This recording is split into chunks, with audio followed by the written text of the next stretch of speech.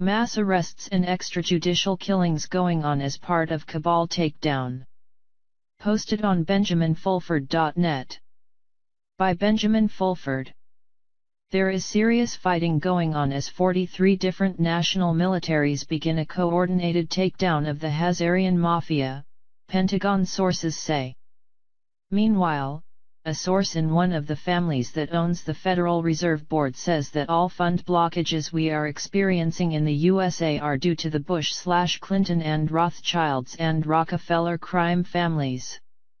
We were told that they issued a firm threat that the entire family would be killed of anyone who releases or receives any of the RV, redemption bonds, or currency exchanges funds. The fight is also getting personal for this writer. This morning 9 goons from the Tokyo tax office burst into my home and began seizing property. They work for Yuriko Koike, the Tokyo governor and Hazarian mafia stooge who was fraudulently elected recently. All the money in my bank accounts, including that earned from this blog, has also been seized. Anybody with even a remote connection to me is being subjected to similar harassment, including whistleblowing lawyers having their law licenses revoked. Gangsters from both factions of the Yamaguchi-gumi Yakuza syndicate have also informed me that Rothschild Japan agent Michael Greenberg is trying to hire hitmen to have me killed. My webmaster has also been hit with a cancer-causing poison by these same murderous gangsters.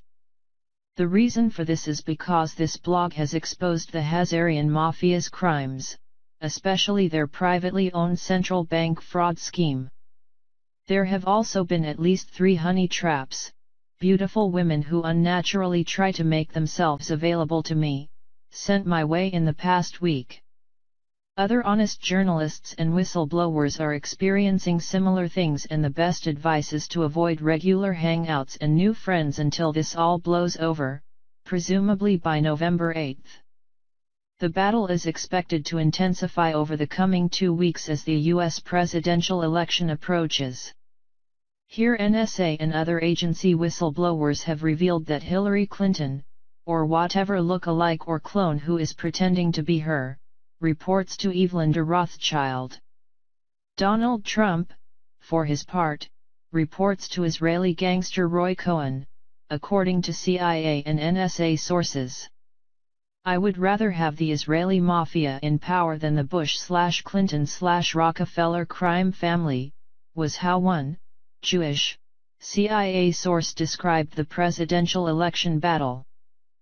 In either case, the fact the U.S. government is threatening to arrest Russian diplomats if they try to verify the upcoming election is free and fair is a clear indication the whole election campaign is a giant fraud. In any case, Pentagon sources keep saying it will be none of the above. Head of U.S. Joint Chiefs of Staff General Joseph Dunford met with Korean and Japanese top military brass on October 14 and the military chiefs of 43 nations on October 17 to discuss the final takedown of the cabal on all continents, Pentagon sources says. This is how Pentagon sources describe the situation. The cabal sealed their fate with multiple assassination attempts on Dunford, which in turn sped up mass arrests, extrajudicials, GCR global currency reset and a new financial system based on gold priced in Shanghai. Now that the Chinese yuan is in the IMF's special drawing rights, SDR, currency basket, the next step will be to incorporate the Iran rial as a part of the SDR and as currency for the Middle East, while the Zimbabwe dollar will join the SDR as a currency for Africa, the Pentagon sources say. Once the Hazarian Mafia loses their magic money machine, the last of the mercenary armies and assassins still in their employ will have no choice to surrender or retire. There are now moves afoot as well to take away the Hazarian Mafia's control of the corporate media, especially in the United States. That is why AT&T is being allowed to buy Time Warner after Comcast was blocked from buying it, the Pentagon sources say. The U.S. Hazarian Mafia is using both Democratic vice presidential candidate Tim Kaine and Republican presidential candidate Donald Trump to try to block the merger, the sources say. However, the merger might still get approved because what is not good for the Jewish Mafia is good for America, the Pentagon source said. Certainly the corporate media in the United States is now so degenerate and full of lies that new ownership, and antitrust action, is definitely needed if people are to once again hear the truth on so-called mainstream media. There is also a huge information war raging around WikiLeaks and Julian Assange these days that is probably part of a sophisticated takedown of Hazarian cabal disinformation.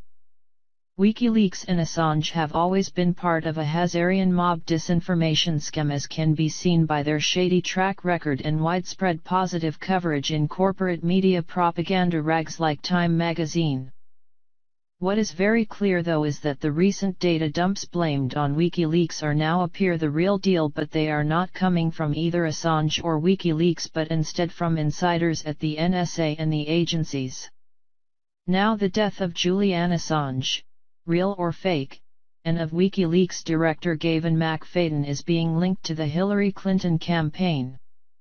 This seems to be a clever two birds with one stone strategy to get rid of fake whistleblowers and place the blame on the Bush/Clinton mob at the same time. There are also continued moves being made against the Hazarian Mafia-occupied state of Israel. This is how the Pentagon describes the situation. Israel has lost so many submarines since 2013 it is trying to buy 3 more from Germany, but it is being put back into its sandbox with Russian bases not just in Syria but Cyprus and Egypt. The source continues by saying Israeli subs make good anti-sub warfare, ASW, training, and no matter how many it buys they will not be allowed to launch nukes. In Hazarian Mafia-occupied Japan too, a takedown is continuing.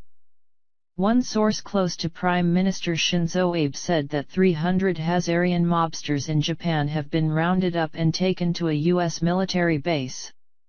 This may be disinformation, but we can confirm that Mark Schwartz, chairman of Goldman Sachs Asia Pacific region, announced his resignation last week.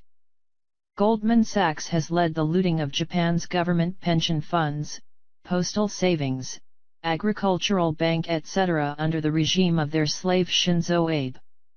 Japanese right-wing sources, for their part, say that Abe's Liberal Democratic Party is now waving the surrender flag, and has given up resistance. They say Tokyo Governor Koike is actually one of the good guys and that the raid on my house took place without her knowledge or consent.